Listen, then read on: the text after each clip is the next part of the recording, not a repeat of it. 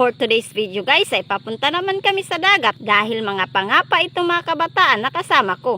Sa puntong ito nag-arya na sila ng pukot na para kapakapahan nila dito. May kasama din pala kami sa pangapa at bandong ang sakyanan nila. As you can see guys, nagsaum-saum na sila at nagkapakapa na sila dito para mahadlok ang isda at pupunta sa pukot. Sa puntong ito may huli na nga kaming alibangbang na isda at yan pa kinuha niya sa pukot at binigay na ito sa kasamahan niya at nilukso pa talaga ang isda kaya ito siya nagdali-dali sa pagsalom para makuha niya ang isda.